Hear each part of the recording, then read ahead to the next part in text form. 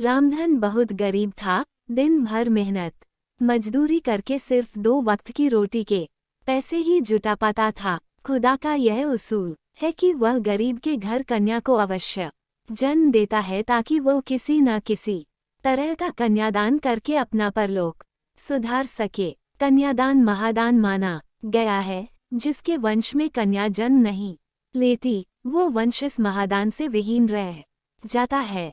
गरीब रामधन के घर में भी एक कन्या ने जन्म लिया था जिसे उसने अपनी हैसियत के अनुसार पढ़ाया लिखाया। रामधन की बेटी का नाम कविता था, जो युवावस्था में आते आते काफी सुशील और सुंदर युवती बन गई थी। युवक उसकी सुंदरता को देखकर आहें भरने लगे थे। एक दिन रामधन के मित्र गोपाल ने उससे कहा, मित्र, अब तुम्हारी पुत्री कविता भी विवाह योग्य हो गई है। लड़की पराया धन होती है और पराया धन अपने पास ज्यादा समय तक नहीं रखना चाहिए। चोर लुटेरे सरे आम घूमते फिरते हैं, इसलिए अपनी पुत्री कविता का विवाह योग्य वर देखकर जितनी जल्दी हो सके संपन्न कर दो। तुम ठीक कहते हो मित्र, मैं आज ही से अपनी बेटी के लिए योग्य वर की तलाश करता हूँ। रामधन ने अपने मित्र का धन्यवाद करते हुए कहा। बस उसी दिन से वो कविता के लिए लड़का तलाश करने में जुट गया। रामधन की मेहनत रंग लाई और बहुत जल्द ही उसे कविता के लिए योग्य वर मिल गया। कमल शहर में रहता था और छोटा मोटा कारोबार करता था। 2 वक्त की रोटियों में कोई टोटा नहीं था। कविता दुल्हन बनकर कमल के घर आ गई। उस रात उन दोनों की सुहागरात थी जब कविता फूलों से सजाई गई सेज पर बैठ गई थी। घर में उसके अलावा कोई नहीं था। कमल अब अकेला था। उसकी शादी में आने वाले सब रिश्तेदार चले गए थे। रात के 11 बजे बज गए थे। कविता को समझ में नहीं आया था कि उसके पति आज की रात भी कहाँ रह गए। धीरे धीरे 12 बजे बज गए। 12:10 मिनट पर दरवाजा खुला। कविता संभल कर बैठ गई। उसने घूंघट और नीचा कर लिया। कमल धीरे धीरे चलता हुआ सुहाग सेज के पास आया। वो अपने आप पर काबू रखने का पूरा प्रयास कर रहा था। उसके कदम लड़खड़ा रहे थे।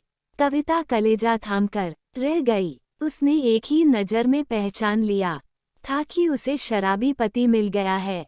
एक पल के लिए उसने सोचा कि शायद हो सकता है उसके यार दोस्तों ने इस खुशी के मौके पर पिला दी हो। उसने दिमाग से बात निकाल दी।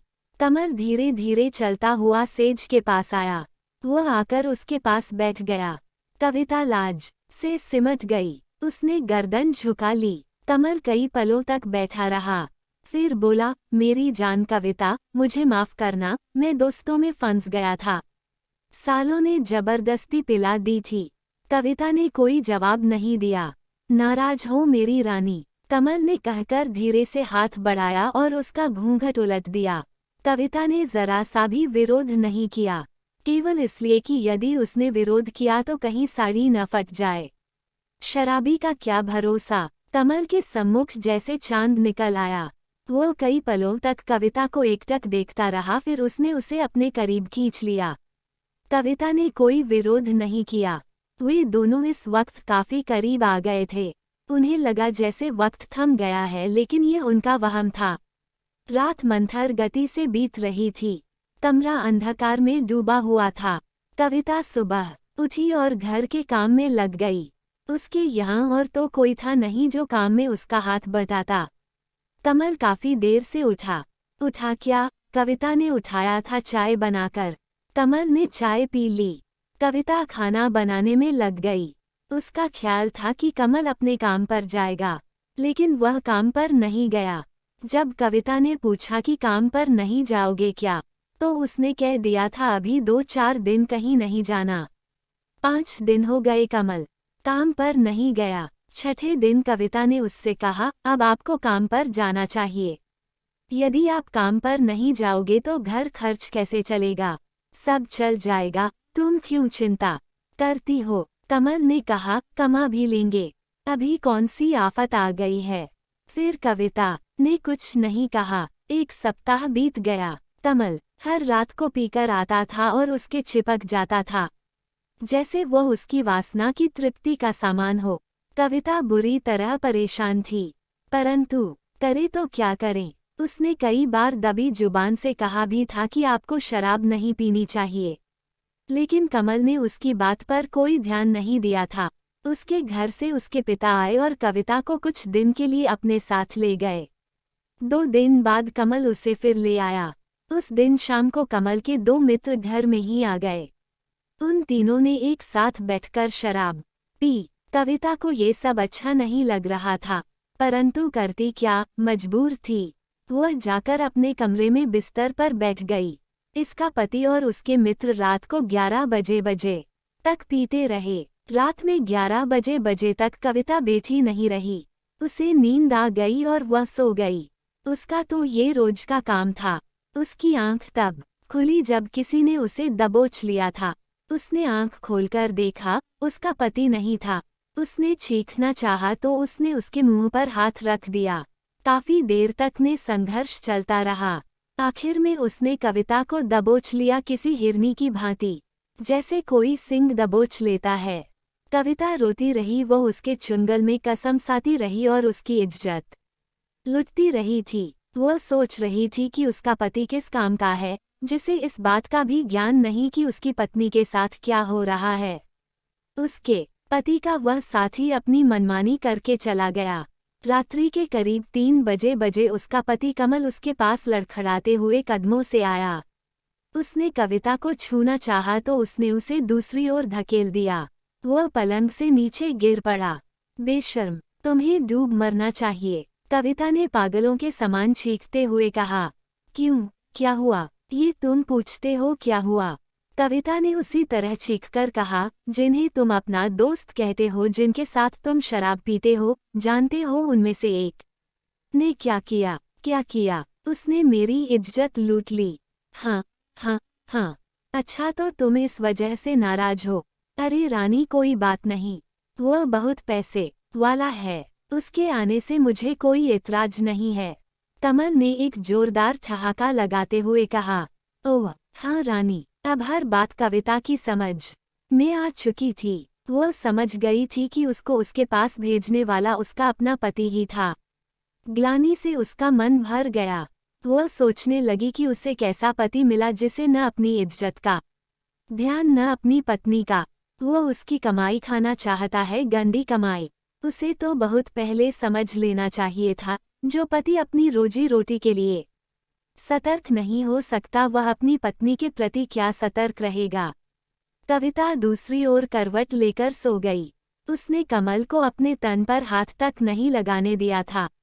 दूसरे दिन भी उसने कमल से कोई बात नहीं की। और कमल, वह सोच रहा था कि कोई बात नहीं, न बोली न सही, धीरे धीरे सब कुछ बर्दाश्त करने की आदत पड़ जाएगी।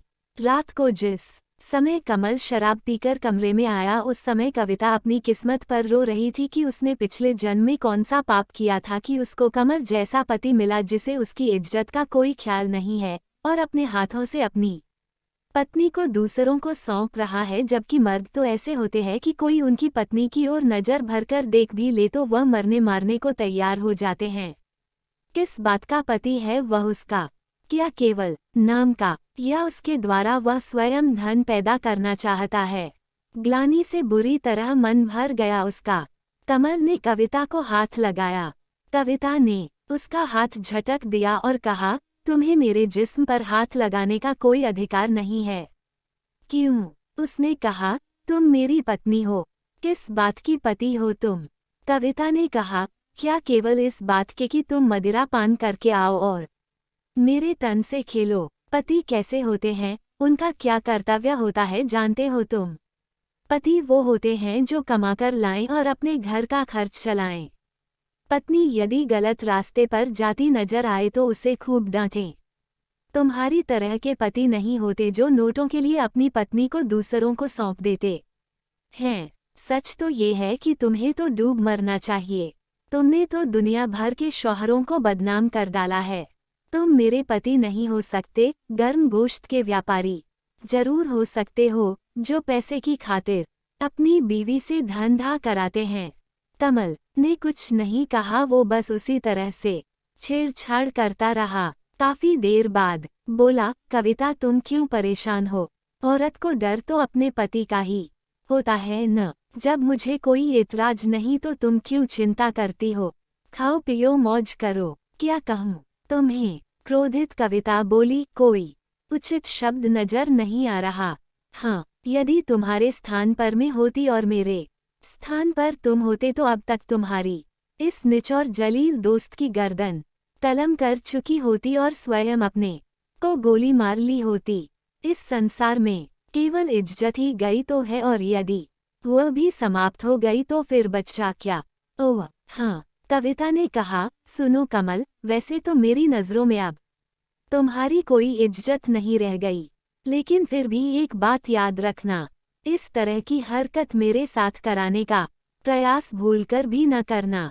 यदि ऐसी घिनौनी हरकत तुमने फिर की तो मैं अपने आपको समाप्त कर दूंगी। कविता, हाँ, ये तुम क्या पागलों जैसी बातें कर रही हो? उसने कहा, नारी का फर्ज है कि वह अपने पति का कहना माने, चाहे वह उससे पैसा ही क्यों न कराने की पेशकश करें। हाँ, अगर तुम्हारे ऐसे विचार है तो तुम किसी और के साथ शादी कर लो और उससे ये सब कराना। मैं कल ही अपने घर चली जाऊंगी और तुम्हें तलाक दे दूंगी। इस तरह का नरक समान जीवन कम से कम मुझे तो बर्दाश्त नहीं है। क्यों पागल हो रही हो कविता? कमल ने कहा, मैं कौन सा तुमसे रोज किसी का बिस्तर गर्म करने को कह रहा हूँ। कभी कभार कोई आ गया तो ठीक है, नहीं तो नहीं। तुम क्या समझते हो मुझे? उसने कहा, मैं कोई वेश्या हूँ जो अपने तन का सौदा करके तुम्हारा पेट भरूंगी। अरे अगर तुम कमा नहीं सकते तो डूब मरो श्रीया, घर में चूड़ियां पहनकर बैठ जाओ। नारी तो पुरुष की इज्जत होती है। किसी ने कहा है, नारी सर्वत्र पूज्यन्ते।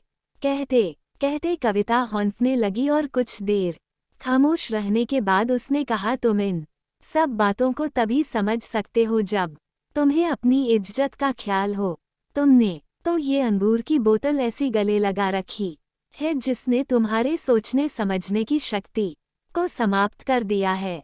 अगर तुम में थोड़ी बहुत भी बुद्धि है तो इस शराब को छोड़ो और अपना काम करो। शराब पीने वालों का यही हाल होता है, उनके घर बर्बाद हो जाते हैं। सच यही है, शराब आदमी को सोचने समझने की शक्ति को समाप्त कर देती है। कमल ने उसके बाद कुछ नहीं कहा। वह दूसरी ओर करवट लेकर सो गया। कविता भी करवट लेकर लेटी रही।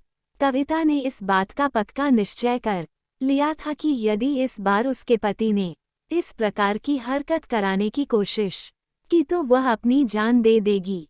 15 दिन गुजर गए, कोई बात नहीं हुई। कमल ने काम पर जाना प्रारंभ कर दिया था, लेकिन उसने शराब पीनी बंद नहीं की थी। कविता ने उससे बोलना शुरू कर दिया था। उसने सोचा था कि शायद उस दिन की बातों का उस पर असर हो गया है और वह सीधी राह पर आ गया है। कभी कभी ऐसा भी हो जाता कि आदमी को कोई बात लग जाती है, लेकिन कहते हैं न कि कुत्ते की पूंछ 12 साल तक नलकी में रखो, जब निकलेगी टेढ़ी ही निकलेगी। कमल ने ये देखने के लिए कि अब वो क्या करती है, उस रात को फिर उसने अपने एक साथी को कविता के कमरे में भेज दिया। जब उसने जाकर उसे छुआ और उसकी आंख खुली तो उसने उसे पूरी शक्ति साथ दूर धकेल दिया। बचाओ! वह चीखी भी थी, परंतु बचाने कौन आता? उसे भेजने वाला तो उसका अपना पति ही था, जो अपनी पत्नी के शरीर को बेचकर उसकी कमाई खाना चाहता था। पुरुष के समक्ष नारी कमजोर होती है। उसने उसे दबोच लिया और अपनी इच्छा पूरी कर ली। हवस पूरी करने के बाद वह कमरे से निकल गया। उसके जाते कविता बाहर आई और उसने दूसरी मंजिल से छलांग लगा दी। नीचे सड़क पर उसका सिर लगा, सिर फट गया और वह एक ही पल में स्वर्ग सिधार गई। आसपास के घरों के लोग इकट्ठे हो गए। शराबी कमल भी घर से निकलकर बाहर आया और रोने लगा। उसका साथी उस दुर्घटना को देखकर चुपचाप वहां से खिसक गया। पुलिस आई और लाश को उठाकर ले गई। पोस्टमार्टम के बाद लाश उस कमीने कमल को मिल गई और उसने उसे चिता के भेंट कर दिया। ऐसे पति को तो अपनी पत्नी की चिंता को अग्नि देने का भी अधिकार नहीं होना चाहिए। एक पल रुककर मैना ने तोते को पुकारा, हे तोते। हाँ मैना, देखो उस नीच कमल को। कविता के बार बार समझाने पर भी उसकी समझ में नहीं आया और उसने अपने हाथों से ही अपनी पत्नी को मरवा दिया। एक पल चुप रहकर मैना ने कहा, तोते, इसलिए तो मैं मर्दों से नफरत करती हूँ और अपने पास नहीं फटकने देती। मर्दों की जात बड़ी बेमुरव्वत होती है। मैना, हाँ तोते, बेशक तुमने जो कुछ कहा वह सच है। तोते ने कहा, यदि कोई कमल जैसा आदमी है तो बिल्कुल वह मर्द जात के नाम पर धब्बा है, बदनुमा दाग है। मगर क्या सब आदमी कमल जैसे होते हैं? नहीं। तोते ने कहा, ऐसी बदचलनी तो औरतों में भी होती है। सुनो, मैं तुम्हें एक और बेवफा औरत की कथा सुनाता हूँ। सुनाओ, मैना ने कहा। कुछ देर तक तोता चुप रहा और फिर मैना को कथा सुनाने लगा। मैना ने अपने कान उस ओर लगा लिए। शराबी पति की कहानी सुनने के लिए धन्यवाद। ये कहानी आपको कैसा लगा कमेंट करके जरूर बताएं और मेरे चैनल को सब्सक्राइब जरूर करें।